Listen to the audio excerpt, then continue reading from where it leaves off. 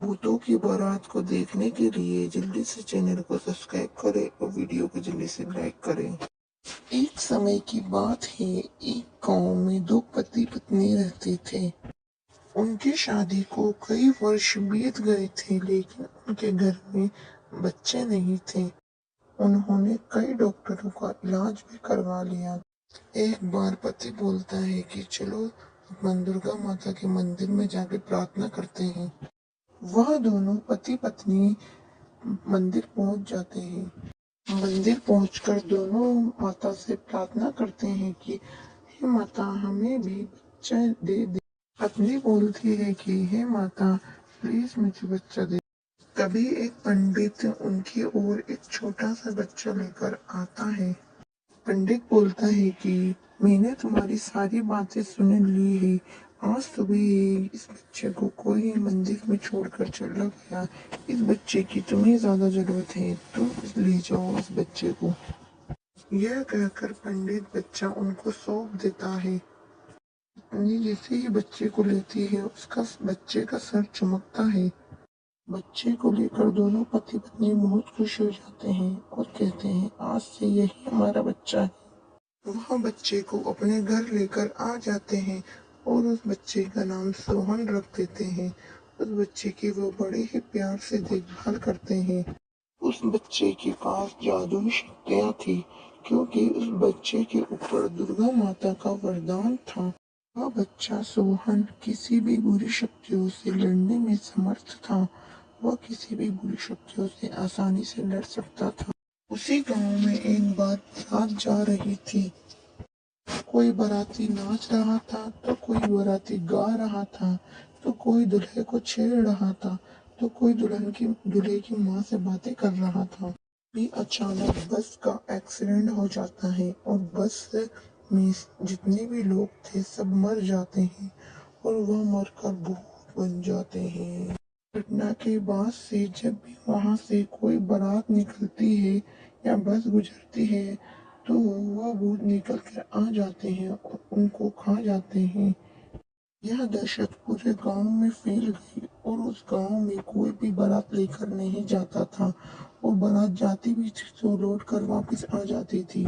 सभी गांव वाले इस घटना से बहुत ही ज्यादा चिंतित थे, लेकिन वह कर भी क्या सकते थे।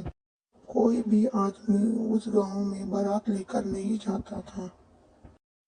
समय बीतता गया और कुछ वर्षों बाद गांव का वह छोटा बालक सोहन अब बड़ा हो गया था।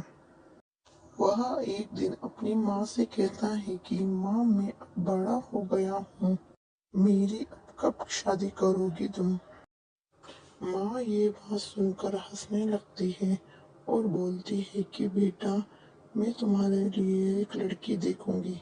रोहन बोलता है कि माँ, उसकी कोई ज़रूरत नहीं है, मैंने लड़की देख रखी है और मुझे वो लड़की बहुत ही ज़्यादा पसंद है, मैं उसी से शादी करूँ। रोहन बोलता है कि माँ, अपन उसके घर पे बारात लेकर बड़ी धूमधाम से बारात लेकर जाएंगे। बारात का नाम सुनते ही माँ चिंता में आ जाती है और बोलती है कि बेटा, भले ही तू उसी लड़की से शादी कर ले, पर बारात लेकर मत चल। बारात लेकर जाने में बहुत ही ज्यादा खतरा है। सोहन बोलता है, माँ ऐसा कुछ नहीं होगा, मैं हूं ना, मैं सब संभाल लूंगा। मैं तो बारात ले जाकर ही धूमधाम से शादी करूंगा। समय बीतता जाता है और कुछ दिनों बाद सोहन की शादी का दिन आ जाता है। सभी बाराती बहुत ही ज्यादा डरे हुए होते हैं, लेकिन वह हिम्मत करके बारात लेकर चले जाते हैं। सभी बारातियों के दिल में यही डर होता है कि कहीं भूतिया बारात उनके पास न आ जाए। तभी अचानक बस के सामने भूतों की बारात आ जाती है। उसमें सभी लोग भूत होते हैं। हाँ, सारे के सारे भूत निकल कर बस के सामने आ जाते हैं और बस के अंदर चले जाते हैं।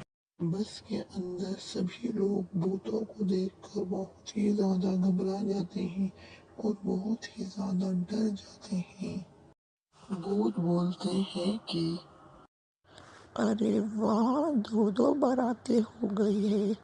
एक बारात तुम्हारी और एक बात एक बारात हमारी, एक दूल्हा तुम्हारा और एक दूल्हा हमारे पास भी है। लेकिन जब हमारे ही दूल्हे की शादी नहीं हुई तो तुम्हारे दूल्हे की शादी कैसे करवाएंगे हम? ऐसा नहीं हो सकता, तुम्हें भी मरना होगा। ये सब कुछ देखकर सारे बाराती बहुत ही ज्यादा घबरा जाते हैं, डर जाते हैं और बहुत ही ज्यादा रोने लगते हैं। सोहन की माँ बोलती है, देख तभी मैं तुझे मना कर रही थी कि बारात लेके मत चल मत चल, लेकिन तुझे हमेशा अपनी जिद ही करनी होती है। अब देख ले तू सब कुछ। सभी भूत सोहन के करीब आने लगते हैं, उसको मारने के लिए उसके करीब आने लगते हैं। तभी सोहन अपनी जादुई शक्तियों का इस्तेमाल करता है और उसके सर पे एक अजीब सी चमक निकलती है। उसको देखकर सारे भूत पीछे हट जाते हैं। सभी भूत डर कर उससे पूछते हैं कि तुम कौन हो, तुम्हारे पास ये जादुई शक्तियाँ कैसे आई? सोहन बोलता है, ये मुझे माँ दुर्गा का वरदान है।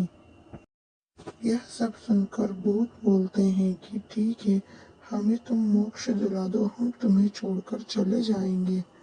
सब सुनकर सोहन उठता है और बस के बाहर चला जाता है और बाहर जाकर जहाँ पर उन भूतों की बस का एक्सीडेंट हुआ था, जहाँ पर वो सब भूत मरे हुए थे, वहाँ पर वह मिट्टी उठाकर मिट्टी में मंत्र पढ़कर फूंक कर वहां पर फेंक देता है और वहां पर आग लग जाती है। इस आग के जरिए उन सभी भूतों और आत्माओं को मोक्ष मिल जाता है और उनकी आत्माओं को शांति मिल जाती है। ये सब कुछ देखकर सारे बाराती बहुत ही ज्यादा खुश हो जाते हैं और सोहन के बस में आते ही सोहन की बड़ी ही प्रशंसा करते हैं। सोहन जाकर अपनी माँ के पास बैठ जाता है और बोलता है, देखो माँ, मैंने कहा था ना, मैं सब कुछ ठीक कर दूंगा। फिर पुनः बारात हंसी खुशी जाती है और सारे गांव वाले बहुत ही खुश हो जाते हैं।